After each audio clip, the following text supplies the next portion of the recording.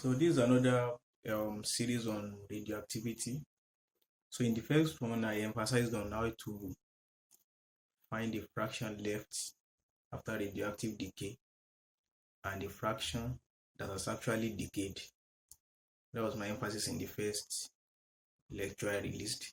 So, but in this lecture, I will be giving you the two basic formulas in radioactivity. Are you getting it? So the formulas I will be giving you, so there are two. So from the two formulas, you can actually find your half-life. Are you getting it? When you're told to look for the half-life, you can look for the half-life. You can you can look for your decay constant. You can look for your for the time taken for a mass of a given radioactive substance to decay to a particular amount. Are you getting it? So from the formulas, you'll be able to find the um original amount that disintegrated. Are you getting it? So those are the two formulas. Now this is the first formula I'll be giving you. Please take notes. The first one is lambda t equals ln n no all over n. Are you getting it? So this is the first formula. Now before I release the other one, let me quickly analyze some things. So here lambda is the decay constant.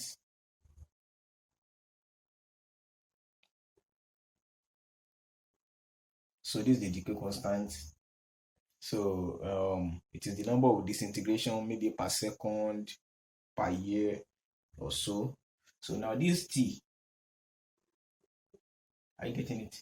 So this is the time taking, time it takes for a radioactive substance to decay. Are you getting it? So this is just time. This is just time for a particular amount of the radioactive substance to decay. So time taken. So let's take it as that. So now this NO, are you getting it? This NO. So this is the original sample. NO, original sample. Are you getting it? Original sample of the substance undergoing disintegration. Are you getting it? So that's this NO. So now the N is the amount of sample left after time t. Are you getting it? Now this N is the amount of the original sample that is left after time t. So this is what this N is representing. So please take notes. So this limb now is a function limb. We have limb here exponential. So that's that.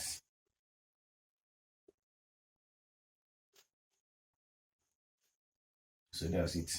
So now let's go.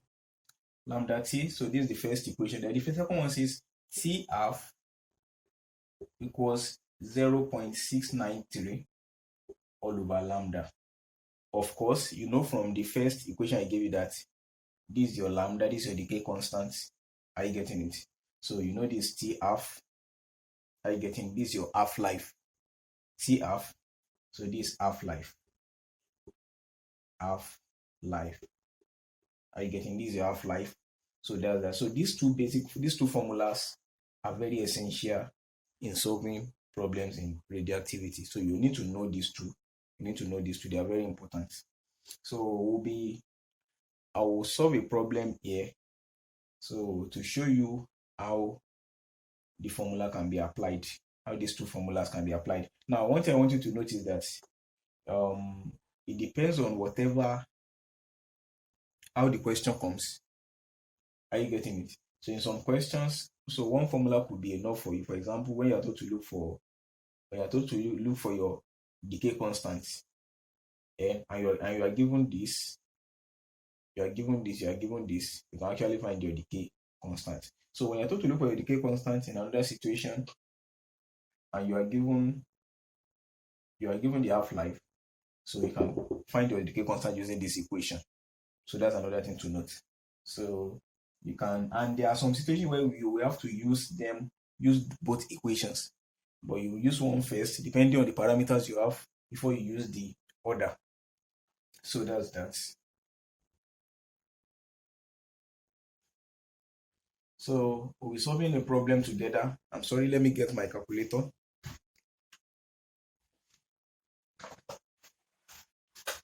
So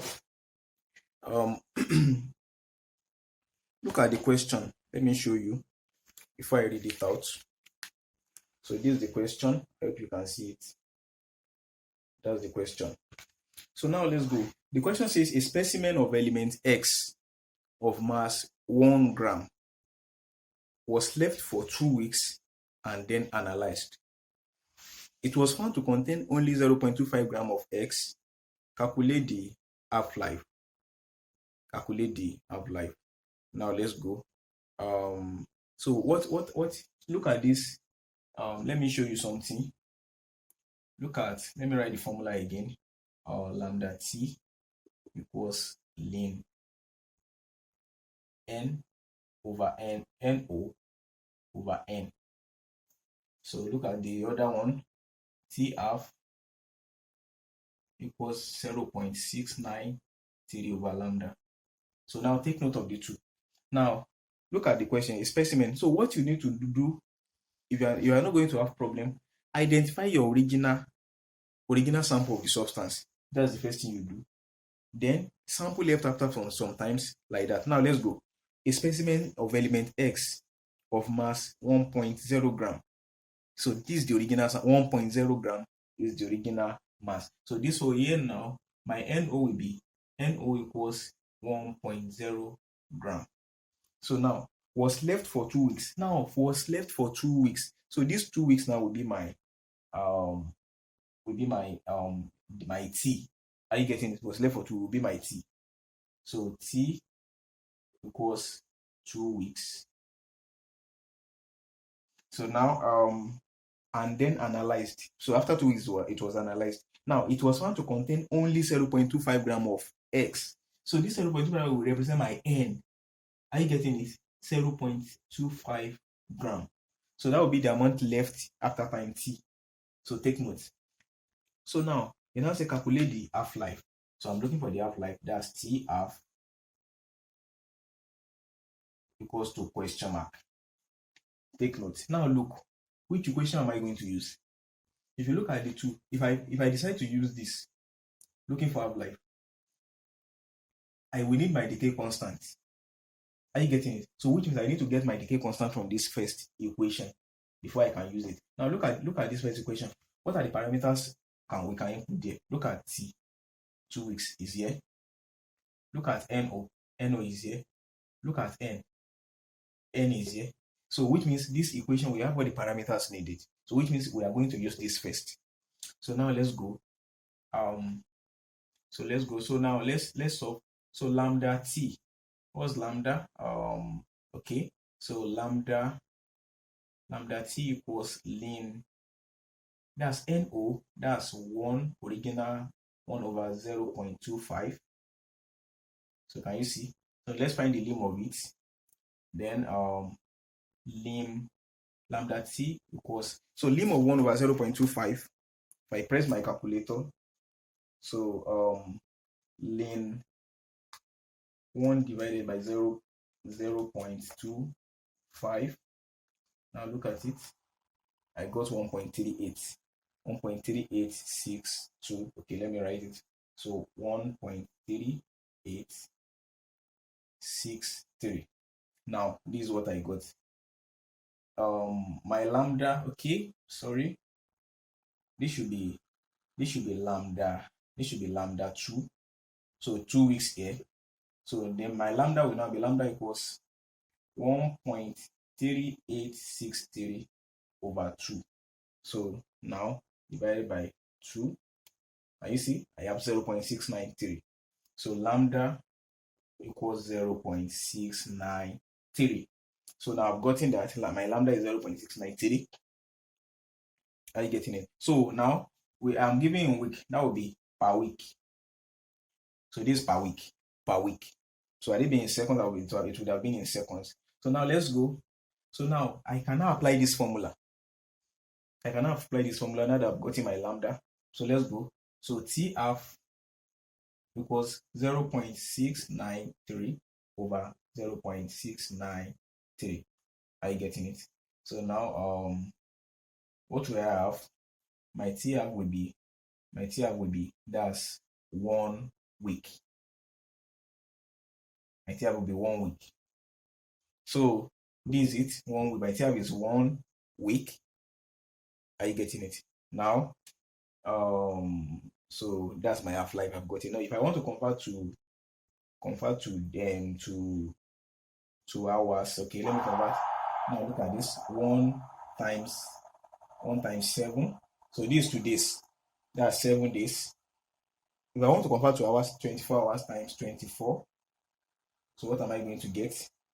1 times 7 times 24. So that's 168 hours. So the half-life is 168 hours. So that's that. Please take notes. So when you're given a question like this, so this is how to approach it. These two basic formula, they are easy to memorize, and just slot in the parameters given. So that way you'll be able to get it. So in another lecture, I will release about binding energy. I will release about alpha, beta, and gamma ray, the explanation on each of them. So thank you for watching. So please subscribe. God bless you.